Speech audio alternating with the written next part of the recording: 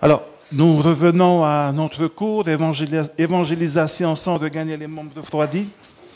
Je vais aller vite. Ce que nous allons voir ce matin, ce sont les statistiques à l'instar de l'église de Popo, qui se situe à Montréal.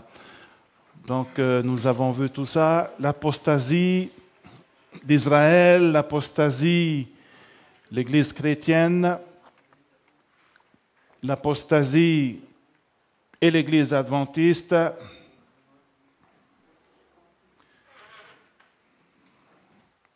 Aujourd'hui, nous allons faire une évaluation, réflexion par rapport à ça.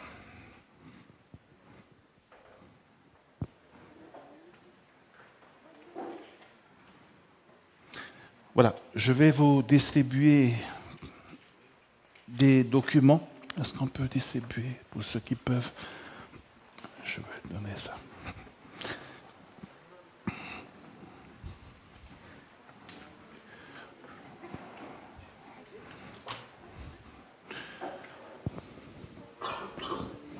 Alors, ce que nous avons vu depuis hier, vous pouvez retrouver tout cela dans ce document. Ce document a été rédigé par votre serviteur suite à la demande de la division du Pacifique Sud afin de répondre à un problème qui s'est passé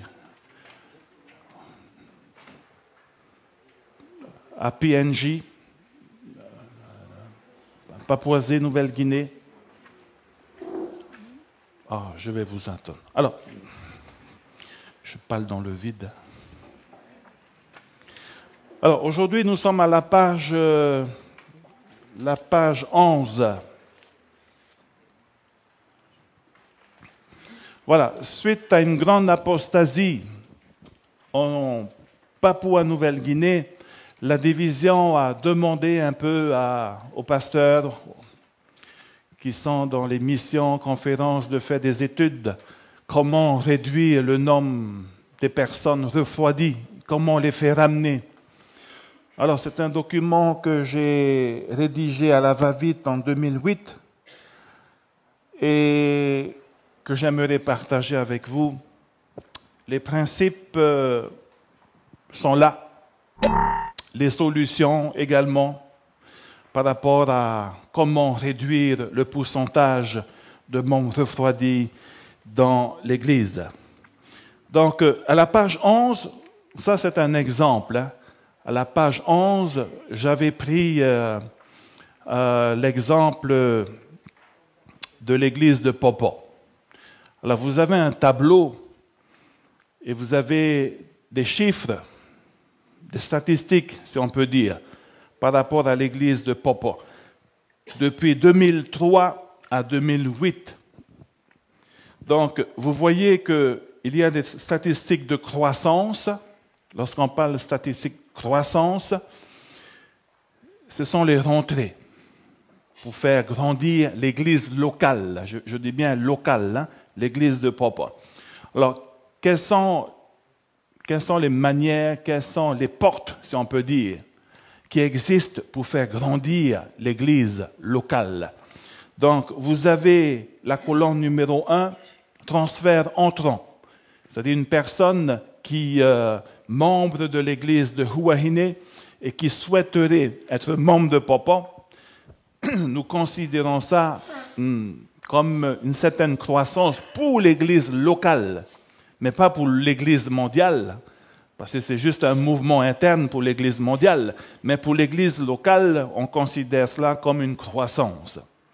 Donc, colonne numéro 2, que vous voyez, c'est les rentrées biologiques, c'est-à-dire les baptêmes des personnes qui sont déjà dans l'Église, nos jeunes, surtout nos jeunes, croissance biologique. Ça parle de nos jeunes qui décident de se donner à Christ à travers les eaux du baptême. Troisième colonne, vous avez conversion.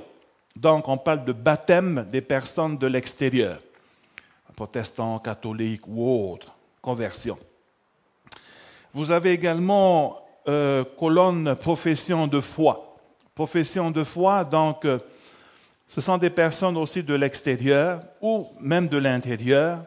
De l'extérieur dans le sens où une personne qui s'est fait baptiser déjà par immersion, chez les sanitos par exemple, donc c'est possible que cette personne qui ne peut plus se faire baptiser par immersion à cause de différentes raisons physiques ou autres, donc on peut les accepter, juste par profession de foi. Devant l'Église, on accepte, ça y est, devient membre. On considère le baptême qu'il avait eu auparavant, hein, profession de foi. Ou bien un membre d'Église qui a vécu à Rwanda, hein, Rwanda, là où le pasteur était, là, qui, à un moment donné, son nom a disparu des registres. On ne sait plus où il est inscrit. Donc, et puis un jour, il se pointe à Montréal, il fait sa vie à Montréal et puis il décide de régulariser son statut de membre. Donc, on peut le faire à travers profession de foi. Donc, vous voyez de 2003 à 2007, 2008, regardez les résultats. Transfert entrant, 0, 2004, 0, 0, 0, 0, 0, et 2008, 3 transferts entrants. Baptême des jeunes biologiques. Ah, 2003, il y a eu 2 baptêmes. Puis 0, 0, 0, 1 baptême, et puis en 2008, 6 baptêmes biologiques. Conversion, c'est-à-dire d'autres personnes catholiques, protestants, mormons. 2003, 0, 4, 0, 0, 0, 0, et 2008, 2 baptêmes, conversion. Profession de foi, 0, 0, 0, 0, 0, 0 partout. Donc, ce qui fait que transfert entrant depuis 2003 à 2008, donc l'Église avait eu 3 transferts entrants. Baptême des jeunes biologiques, 9 depuis 2003. Conversion, baptême, conversion, 2. Profession de foi, 0. Donc, voilà le résultat de l'Église de Popo depuis 2003 à 2008. Et je remercie la secrétaire d'Église de cette époque et l'ancien qui m'ont fourni tous ces détails. Hein. Donc, qu'est-ce que vous pouvez voir? Oui, hein, c'est... Bon, j'ai mis quelques commentaires ici. Hein. Le constat, il n'y a pas photo. Hein. Il n'y a pas photo, le constat, c'est clair. Hein. Il y a vraiment un problème qui existe. Hein. L'Église n'a pas grandi depuis. Ça, ce sont les chiffres qui parlent. Chiffres de croissance. Mais si vous voyez les statistiques de décroissance, à la membre de Popo qui ont demandé de transférer leur nom ailleurs, dans d'autres églises. En 2003, il y a eu 3, 2004, 0, 2006, il y a eu 2. En tout, depuis 2003 à 2008, il y a eu 5 transferts sortants. Colonne numéro 2, il y a eu 1 décès en 2003, 1 décès en 2004, 3 décès en 2005, 0, 0, 0, ça fait 5 au total. Colonne numéro 3, des personnes qui, on ne sait plus où ils sont. Personnes refroidies, voilà, perdues de vue. Donc, il y a eu combien? 37. 37 personnes qui,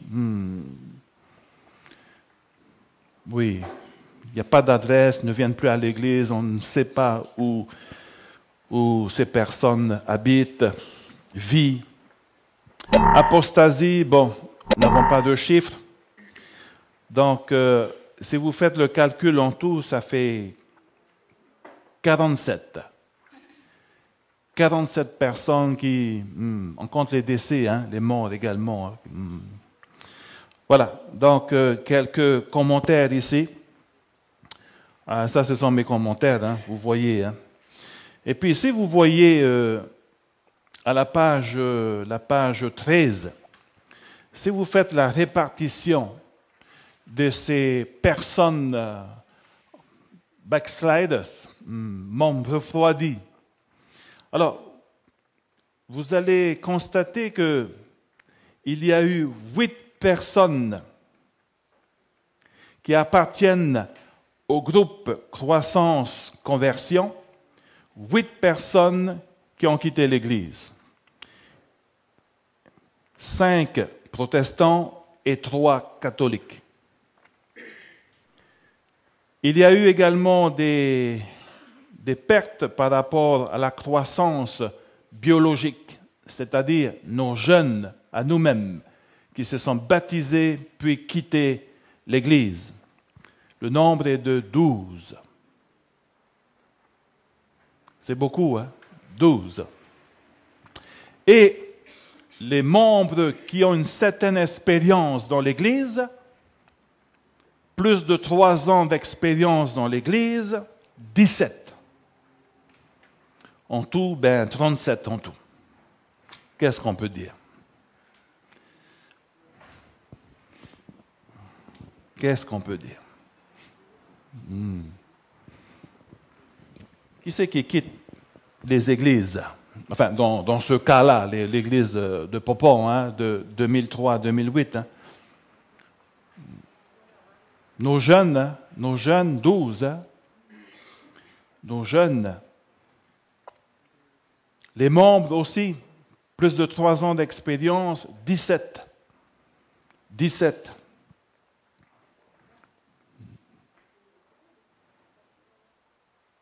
Quelle analyse pouvez-vous apporter?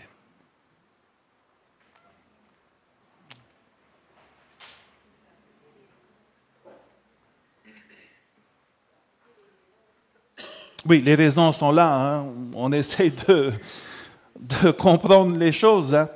La croissance conversion regroupe les personnes baptisées venant d'une autre confession religieuse. Et nous constatons que seulement 8 sur 37 viennent de l'Église protestante, catholique. Voilà. Et ce qui est peu par rapport aux backsliders de croissance biologique. Des jeunes qui quittent l'Église. Et même des personnes enracinées dans la foi, qui ont plus d'expérience, également quittent l'Église. Oui, on partage. Hein?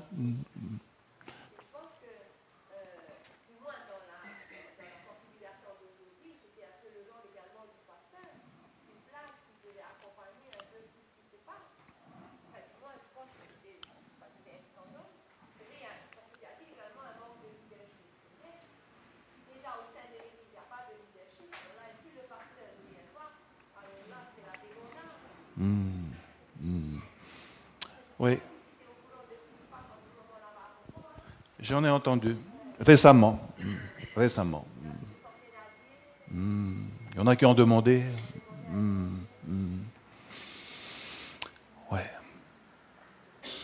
Donc, de 2003 à 2008, ça c'est mon constat. Ça c'est mon constat, sans critiquer, tout en respectant les uns les autres. Mais les chiffres parlent, je pense qu'il y a un manque de sérieux dans l'accompagnement. Le pasteur, l'Église tout entière. L'Église tout entière. Ah, il y a un manque de visite. Enfin, j'ai noté ici. Hein.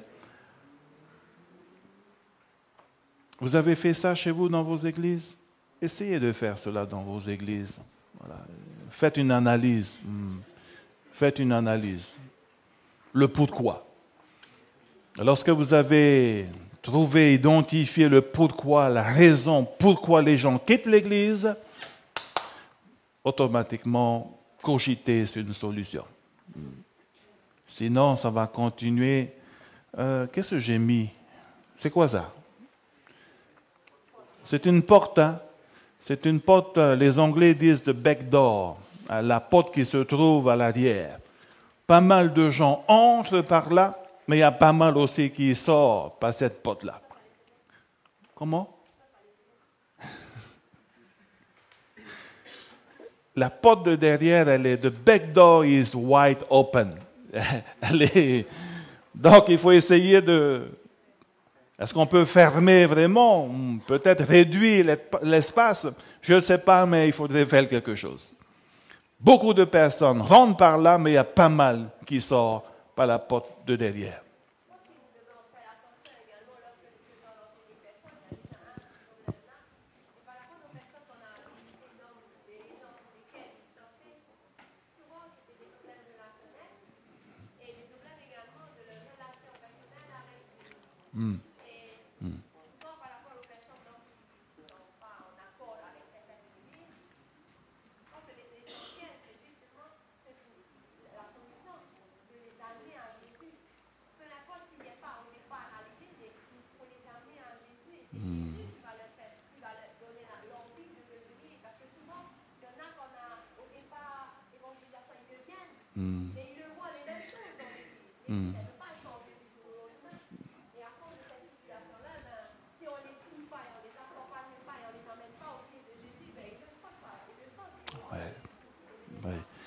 Oui. Alors, par rapport à tout ça, nous baptisons 200, 300 et quelques personnes par an, mais il y a pas mal également, si je peux dire, autant qui sort par la porte de bec d'or. Les raisons, certains disent, d'accord, manque d'accompagnement, baptême athée, ok, les raisons. Hein. Mais il ne faut pas aussi oublier que je l'ai mentionné dans ce document, que celui qui se baptise, il a un siècle. Je l'ai mis ici, hein, le siècle, C-R-N-A, le siècle relationnel non adventiste. La personne qui se baptise dans l'Église, bon, c'est à la page 14, hein, celui-ci. Hein. La personne qui se baptise récemment dans l'Église, ses amis, sa famille, etc. En général, ce sont des non-adventistes. Des non-adventistes. Alors, une personne qui se baptise et puis dans l'Église, ouah, mais c'est quoi ça? Sera facilement influencé par ce siècle relation non-adventiste. Et facilement, cette personne va sortir. Si ce n'est sorti par la porte de devant. Donc, c'est une personne sensible dans ce siècle relation non-adventiste, la famille proche, il y a les relatives, les amis, les voisins, collègues et autres. Cette influence non-adventiste peut peser sur le choix de la personne. Pour que ce siècle relation non-adventiste puisse devenir siècle relation adventiste, ça prend au moins 3 ans. 3 ans. Mais le problème qui se pose, c'est que lorsqu'une personne, et je l'ai mis dans l'avantage des personnes qui a ce siècle-là, un siècle relation adventiste, c'est pendant les évangélisations. Pendant les évangélisations, ce sont les personnes qui amènent plus d'invités qu'un membre qui, lui, appartient à un siècle relation adventiste. Qui va-t-il inviter? Ce sont les adventistes. Hein? Donc, voilà un peu l'avantage. Et le problème qui se pose lorsque la personne siècle relation adventiste, lorsqu'il a passé 3 ans dans l'Église et qui possède maintenant un siècle relation adventiste, le problème qui se pose, c'est que l'autre siècle n'existe plus. Et voilà le problème. Parce que nous pensons, nous réfléchissons comme des adventistes, Babylone, ne vous mélangez pas. Au contraire, il faut garder ces relations avec les autres personnes dans ce monde. Et rappelez-vous la prière de Jésus, hein, Jean chapitre 7. Hein. Jésus qui prie pour les disciples à être un. Hein. Ouais. Comme tu m'as envoyé dans le monde. Et oui, et puis même les disciples. Hein. Mais ne suivez pas le monde, ne vivez pas comme le monde. Donc, il faut éviter de faire disparaître ce siècle relation non-adventiste. Parce que c'est l'Église et qui... Waouh, mais c'est quoi ça? C'était pas comme ça dans l'évangélisation. Elle commence à connaître la vie de l'Église, une vie mouvementée, conflictuelle. Avec ce siècle de l'extérieur, facilement, la personne quitte l'Église. Ouais.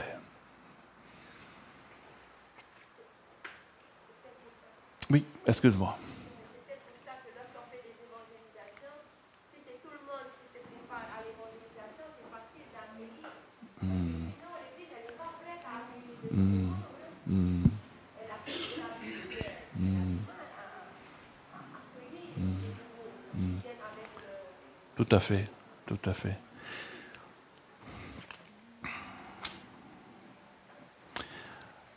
Alors, il y a une des raisons pourquoi, c'est venu à la surface.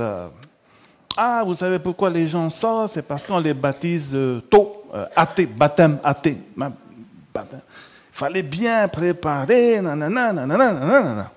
Ok. Donc, peut-être, on va en toucher ce... Combien de temps? 2 minutes. Ok.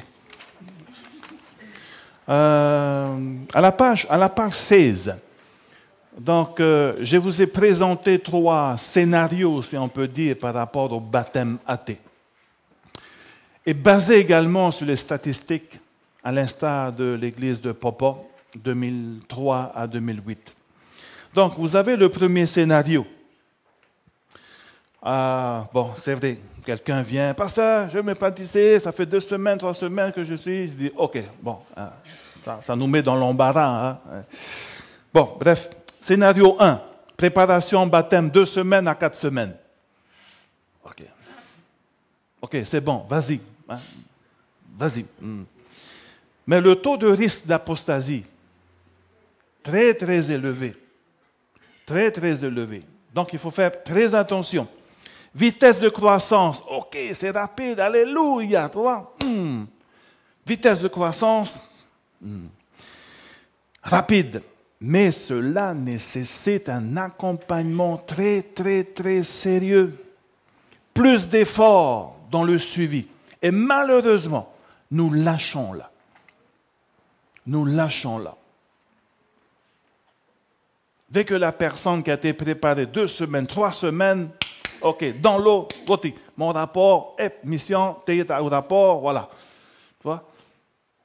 Et puis, on compte sur l'Église, on compte sur main, mais oh là là, là, nous avons failli, chers amis. Nous avons failli. Scénario numéro 1, croissance rapide, en 2 semaines, en 3, 4 semaines, croissance rapide, mais l'accompagnement, nous avons failli. Les personnes qui appartiennent à ce groupe, nous devons absolument faire un suivi très, très sérieux. Et cela nous demande plus de temps. Vous avez passé moins de temps avec eux dans la préparation, mais cela demande plus de temps après. Plus de temps. Et c'est plus difficile. Plus difficile. Donc, ça, c'est scénario 1. D'accord? Scénario numéro 2, donc, 1 mois, 2 mois de préparation, études bibliques, évangélisation, 2 mois d'évangélisation, de préparation, je me donne à Christ. OK. Bon, c'est le taux de risque apostasie. Bon, on dirait, ça va. Terre et Hoya, mais ça va. Mais au niveau de l'accompagnement, vous aurez moins de problèmes au niveau de l'accompagnement. Donc, toujours été que l'accompagnement devrait être un accompagnement très sérieux. Sérieux quand même. Il y a des efforts à fournir, il y a du temps à consacrer, et puis il faut être tolérant. Tolérant. Et scénario numéro 3, là, c'est... on prend notre temps. Période de préparation, 3 mois et plus. Études bibliques, haremaru, harepapu, réfléchis bien, nanana. C'est lent. C'est lent. Mais ça avance, ça avance. Mais par contre, au niveau de l'accompagnement, vous aurez moins d'efforts à fournir, parce que avant le baptême, vous avez essayé de l'arracher de la mauvaise terre, de planter là, vous avez mis de l'engrais, vous avez arrosé, lorsqu'il y a un coup de vent, vous avez attaché pour éviter. Vous avez bien préparé ces âmes pour le Christ. Alors, donc, au suivi, vous aurez moins d'efforts à fournir. Par contre, vous êtes moins tolérant avec eux. Vous êtes moins tolérant avec eux. C'est fini? Je peux 2 minutes encore? Hein? Ça dépend, hein? Ça dépend. Hein? On ne peut pas éviter le scénario 1. Tôt ou tard, il y aura des personnes qui viendront. On ne connaît pas vraiment quel est l'Esprit de Dieu qui agit. Tu vois, il y a tout ça qu'il faut considérer. Hein? Peut-être que ça nous met dans l'embarras, mais qui suis-je pour dire non? Bref, c'est assez délicat. Hein? Oui, Médée. Oui. Oui.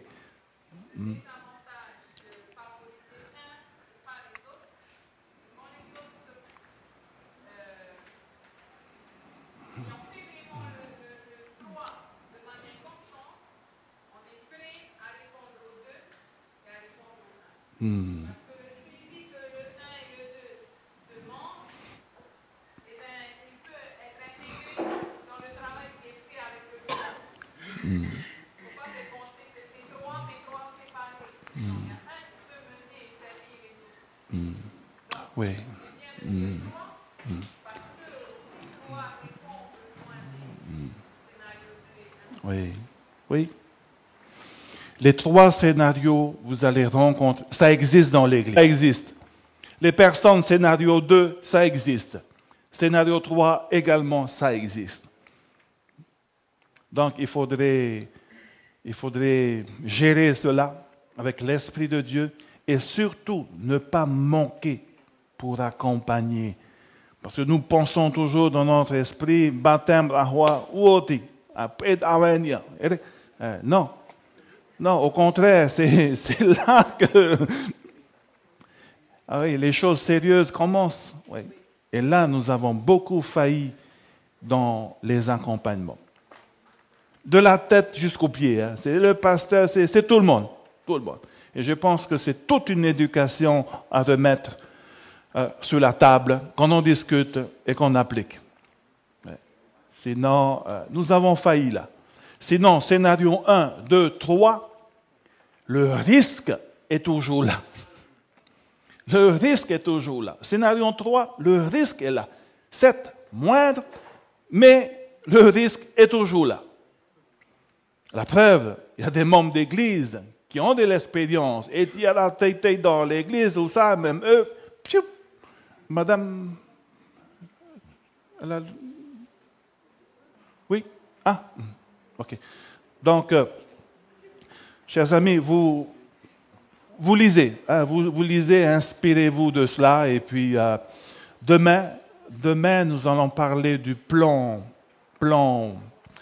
préventif, et puis le plan de rétablissement.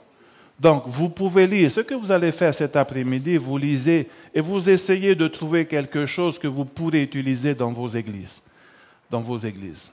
D'accord? Donc, je prie pour que nous puissions être sensibles à cela.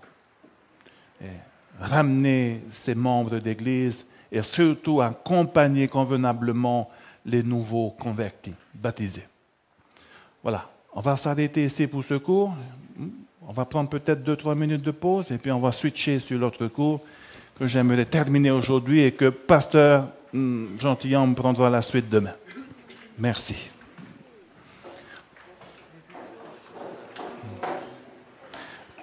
Et il y a d'autres ici, hein? Vous avez tous eu? C'est bon? Il y a assez pour tout le monde? OK.